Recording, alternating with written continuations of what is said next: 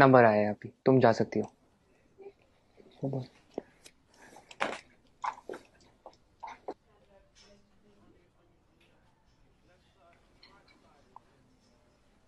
आप software engineer हो क्या?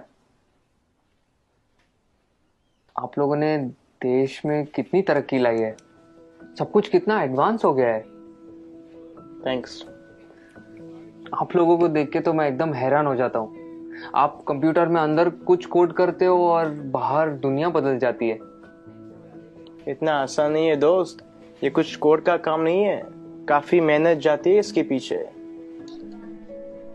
कॉम्प्लिकेटेड है, काफी कॉम्प्लिकेटेड। वाकई, इसीलिए तो आपको इतनी तनख्वाह मिलती होगी ना। Why does everyone just sees the money in it? इसके पीछे की मेहनत कोई नहीं देखता। हम हिंदुस्तानियों की सोच ही छोटी है। जस्ट बिकॉज मैं पूरा दिन एसी ऑफिस में होता हूँ और ऑब्वियसली मुझे पसीना तो आता ही नहीं होगा, राइट? आप लोगों को ताकत यूज करनी होती है, हमें दिमाग लगाना होता है। ये बाल सफेद ऐसे ही नहीं होते। Let me give you an example. वो ईसीजी मशीन देखो, सब कुछ कंप्यूटराइज्ड है। आपके बॉडी में क्या क्या चल रहा है सब कंप्यूटर से निकाल सकते हैं। प्लेन की, ट्रेन की, लाखों रिजर्वेशन ऑनलाइन होती है। बैंक के ट्रांजैक्शन सब एक सिंगल डेटाबेस में। Data integrity, locking, data security. कुछ आइडिया ये सब डिजाइन करना कितना कॉम्प्लिकेटेड है? और आप कह रहे कि कोडिंग करना आसान है। आप ये सब कोड करना जानते हो? पहले करता था, अब मैं प्रोजेक्ट मैनेजर हूँ, मेरी टीम सब करती है। ओह, तो अब काम आसान हो गया होगा। इस फील्ड में कुछ आसान नहीं है। जितना ऊपर जाओ उतनी ही रिस्पॉन्सिबिलिटी बढ़ती है, काम बढ़ता है, स्ट्रेस बढ़ता है।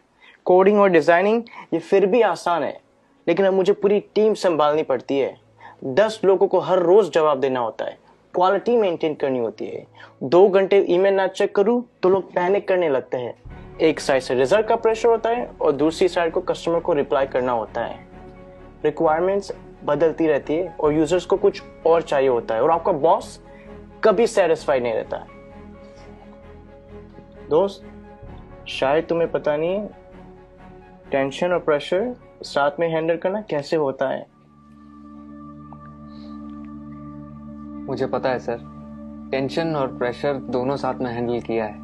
6 साल पहले की बात है। हम लगभग 30 लोग रात के 3 बजे पॉइंट 4875 को कैप्चर करने के लिए बढ़ रहे थे। दुश्मन ऊपर से फायरिंग कर रहा था।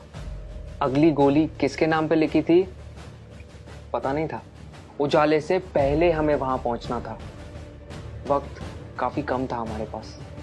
होश तो तब आया जब अगले दिन हम चोटी पर तिरंगा लहरा रहे थे, और तब हम बचे 30 नहीं, 4 लोग थे।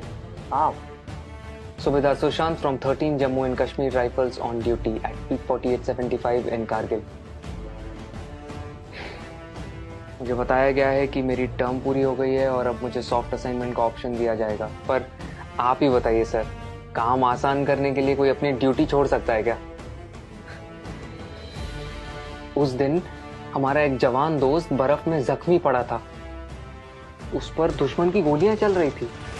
हम सब बंकर के पीछे छुपे हुए थे।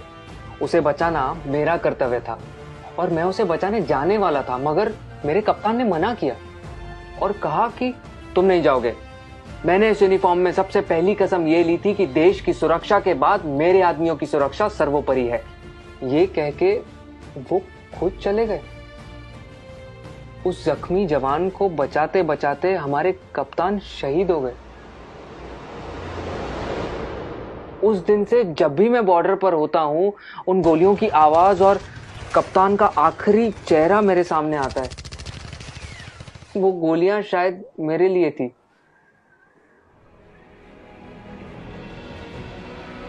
टेंशन और प्रेशर दोनों के साथ काम करना जानता हूं मैं। Sir, keep it on? Yeah, sure. It was nice meeting you. Thank you for your service. जय हिंद। जय हिंद।